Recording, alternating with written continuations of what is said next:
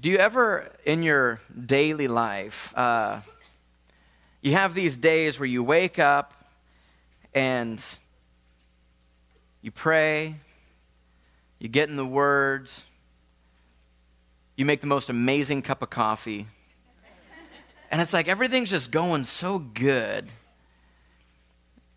You know, you get in your car and you're on the freeway and you're just letting everyone merge in front of you.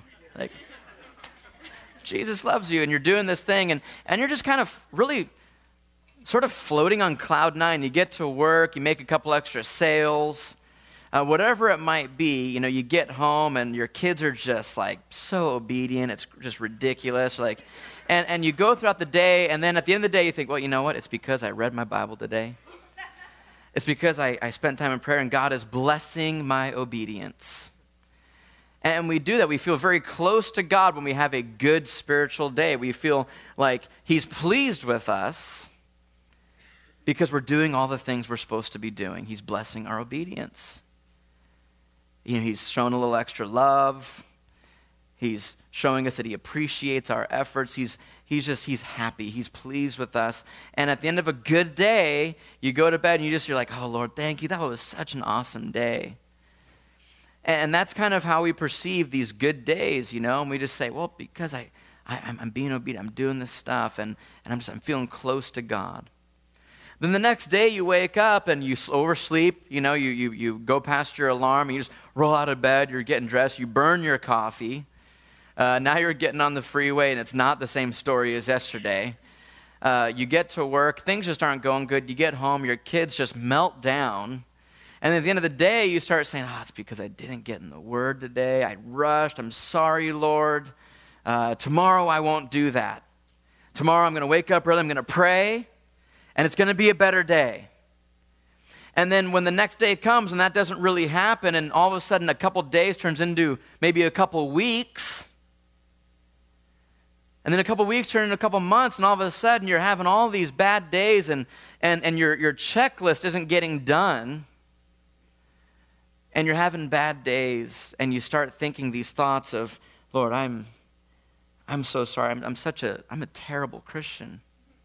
I know you're displeased with me. I'm so sorry. And we start doing this thing where we start tying God's blessing in our life to our obedience and our actions and our doing.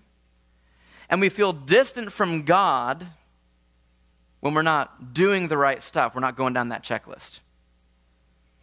And we start distancing ourselves from God. We don't really go into times of prayer. We don't really open up in our life group. We open up the Bible and we just think, what's the point? It's been so long. I've got so much catching up to do. And you just have this feeling of guilt and shame and discouragement.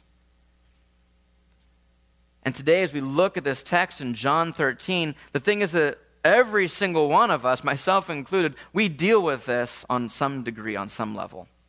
We tie our relationship with God to our performance and what we're doing to please God and get His approval and His satisfaction in our life. And when we fail, we think that God is less satisfied with us, and He's going to withhold blessing because we've been disobedient, we've been in sin. And therefore, God is just a little discouraged, a little disappointed. And we start distancing ourselves. And we feel like we're not that good. We compare ourselves to other people. How come I'm not more like that person? That guy, he gets it, and I'm a terrible Christian. I am such a horrible child of God, Lord. And you start thinking those thoughts. And the weight of that debilitates you, and your passion now is gone, your love for Jesus is now gone, but your guilt is increasing. The condemnation's increasing.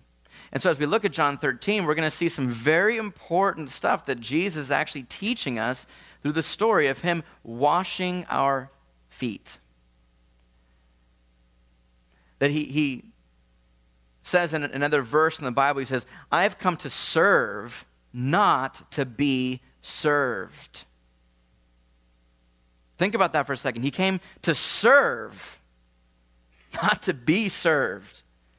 And so in your day, your good and bad day, we equate God's blessing and how much he loves us and how close we feel to him in proportion to how much we've served him.